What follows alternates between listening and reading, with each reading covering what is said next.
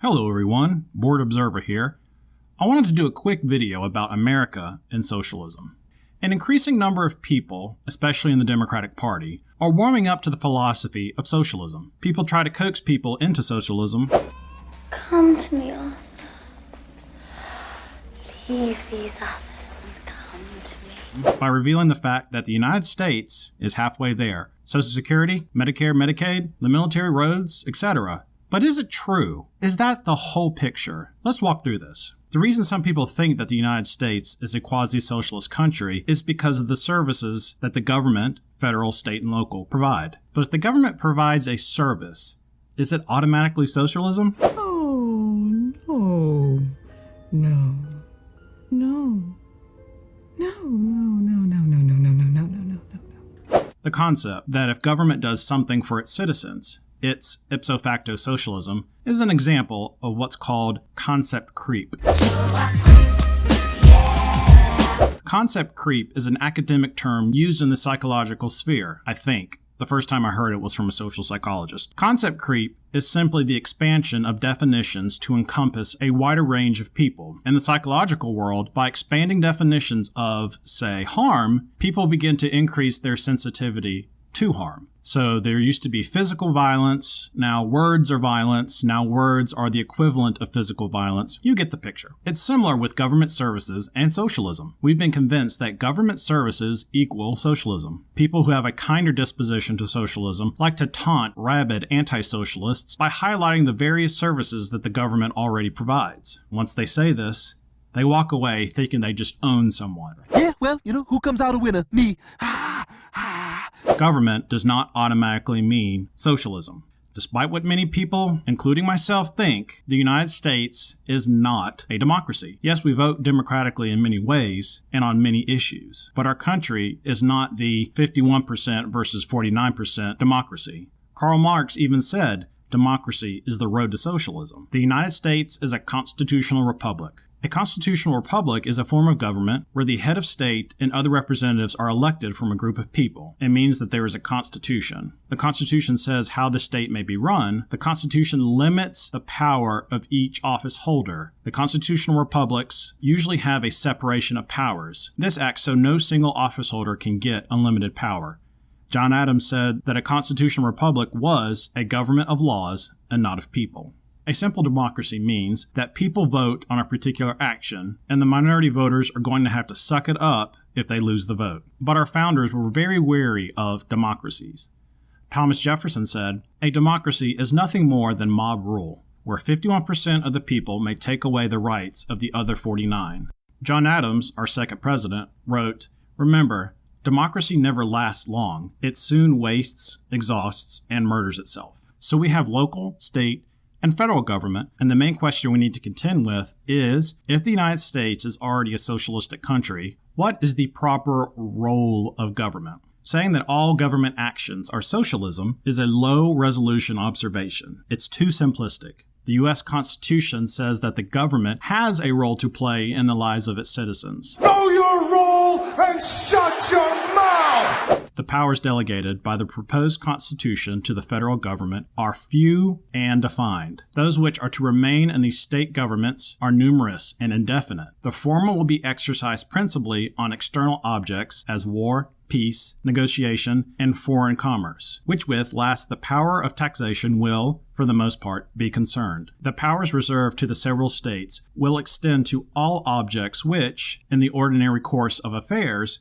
concern the lives, liberties, and properties of the people and the eternal order, improvement, and prosperity of the state. This concept of federal and state governments is supplemented by the 10th Amendment, which states, "The powers not delegated to the United States by the Constitution, nor prohibited by it to the states, are reserved to the states respectively, or to the people." Okay, so what's the deal with socialism in the United States? The federal government is only responsible for a certain amount of things. That doesn't automatically mean socialism. Our constitutional republic says that government, particularly the federal government, has a role to play. Know your role and shut your mouth! But it's a very small role. Saying that government services is always socialism is like saying all four-legged animals are dogs. So what is the federal government actually responsible for? Article 1, Section 8 of the Constitution says that it is the job of the federal government to coin money, regulate commerce, declare war, raise and maintain armed forces, and the post office. And we all know how wonderful the post office is. Second, there's something called implied power. This roughly means that the federal government is able to pass laws, not executive orders, that support the duty of the federal government. Courts usually decide if these laws overstep or are aligned with the federal government's enumerated powers. Third, the federal government is solely responsible for acquiring land, civil rights. For instance, states cannot enact segregation because it's a violation of civil rights. Now, that's it. The federal government should not move beyond the role that the Constitution assigns. Implied power can get sticky, but that's why we have 3 branches of government. It's actually hard, or it should be, to pass legislation. Our founders didn't want easy legislation. People look at Washington and they say, oh, it's so hard. It's supposed to be hard. That's the way James Madison defined it.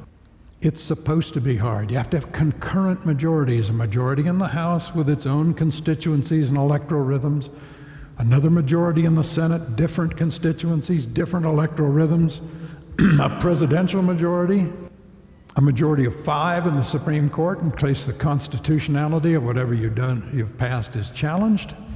But then 95% of what government does is wrong, so good governance consists about 95% of stopping things, and we're good at that. If we had easy legislation, then it would be easier for bad laws to get passed, and once the people had become accustomed to those bad laws, it's impossible or painful to withdraw those laws. So far, not really socialism. Now, since the federal government is supposed to be limited, the states have a greater role in the lives of its citizens. Again, the 10th Amendment says, the powers not delegated to the United States by the Constitution, nor prohibited by it to the states, are reserved to the states respectively or to the people. The states in the United States have the power to enact certain laws and standards for everyone in their state via democratic representative government. This means that some states could actually adopt more socialistic policies. They may have higher taxes that pay for greater social services. They may legalize marijuana. They may enact mandatory health care. They may not have an income tax. They might not have a sales tax. They might have lower property taxes. You get the picture. So yes, in the United States, you can have some socialistic tendencies, but via the Constitution, this is limited to the states. The federal government has a certain amount of roles it plays. Know your role and shut your mouth! And everything outside of that, the states pick up the slack. Socialism was never supposed to be enacted on a federal level because, originally, that wasn't the role of the federal government. It's the proverbial, that's not my job. Here's where it gets interesting. Some advocates of socialism will say we already are a socialistic nation. Medicare, Medicaid, Social Security, these are somewhat socialistic systems because this was enacted by the federal government, so all the states have to comply. There was a constitutional argument to be made back then that expanding the responsibility of the federal government was dangerous, unconstitutional because it locks all states to the same fate. If, say, California set up a Social Security system and the program goes belly up, only that state is affected. Medicare, Medicaid, Social Security are socialistic in nature. Same with Obamacare. Even Mitt Romney enacted Romneycare in Massachusetts, but it was a Massachusetts mandate. If you didn't like it, you could move. With an ever-increasing federal government, there's no escape. Now, again, the proponents of socialism will brag about Medicare, Medicaid, and Social Security. They'll say, come on, we're already halfway there. Let's just deal with it. The problem with that statement is that the very programs they're bragging about are actually financially in the red. And if they continue on the path they're on, then they will swallow up the majority of the budget. Raising taxes to pay for these programs is only a temporary solution. Essentially, proponents of socialism are trying to convince you that the United States should embrace more socialism based off failing federal government programs. It's one thing to say we need this particular entitlement program and we've had a track record of fiscal responsibilities. But if these social programs are in the red, what makes you think adding more social programs is a responsible idea? Well, what about the Scandinavian countries? They have socialism. It can work here. Couple of things. Yes, the Nordic countries have more socialistic redistributionist programs, but they also have more economic freedom when it comes to business. It's really not a way of taking from the rich and giving to the poor, which is the perspective or the hope of many American and European intellectuals when they look at the tax levels in Sweden. Because if you try to tax people with high incomes, big businesses, capital gains businesses and so on, then you destroy the economy. And the Social Democrats, they understand that. So what they do instead is that they have fairly okay tax levels if you're really wealthy, if you're really rich. What we do instead is that we tax consumption. We have a 25% VAT, consumption tax in Sweden.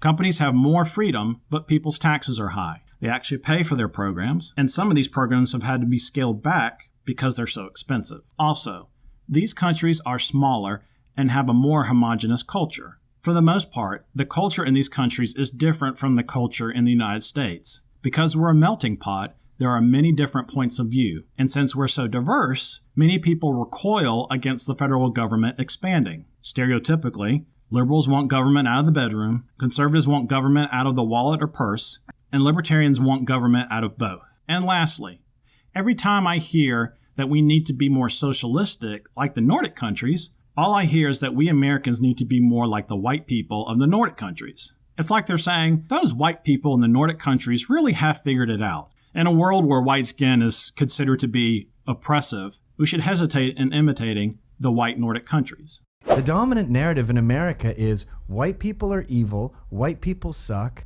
we should be ashamed of ourselves. And I don't think we should be ashamed of ourselves. I think that we should take responsibility for the system that we've created. The best system in the world? Oh, we do not have the best system in the world. Who has a better system?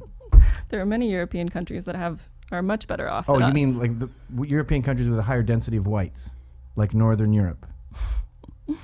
That's one way to phrase it, I guess. You don't mean Turkey. No. You don't mean Eastern Europe. No. With the communists. So the only time you can come up with a system that's better than America, it's a country that's more white than America. So no, we aren't a socialistic country, even if the government has overstepped its bounds in regards to some of its social programs. If we want to have a more socialistic government, there's a way to do that. It's called a constitutional amendment. If we want the government to further expand its powers the right way, even if we think it's a mistake, there needs to be a convention of the states to amend the Constitution. Our federal government's track record of social services and fiscal responsibility haven't been something to boast about. If we are to entertain more socialism, we need to get our house in order. Meanwhile, I'll stick with living in a constitutional republic. I hope this helps explain some of the nuances of our government. Designated federal powers aren't necessarily socialistic. That's too simplistic. Government roles aren't automatically socialism. So, when someone says we need to embrace socialism, ask them to provide a successful and fiscally sound social program in the United States that we can model it after. When someone says any government service is socialism, ask them about the enumerated powers of the government. When someone says that we are a democracy, or is an apologist for democratic socialism, ask them why we have 3 branches of government, state and local governments. Ask them if they know what a constitutional representative republic is. This is in no way an extensive or even comprehensive dissertation on the matter, but I've boiled everything down to begin the conversation. I hope I've dispelled some of the myths surrounding government roles and socialism. No, we aren't a socialistic country. Though we may be leaning in that direction, no, not every government action means socialism. No, we don't need to be like the culturally homogenized Nordic countries. And no, the Nordic countries aren't strictly socialist either. No, Medicare, Medicaid, and Social Security aren't good examples of expanding federal power. Quite the contrary. Well, I think I'll end it here. Be sure to click onto Political Storm for the latest headlines of the day, and feel free to join in the conversation. At Political Storm, we actually value conversation and discourse. I am the Board Observer. Until next time.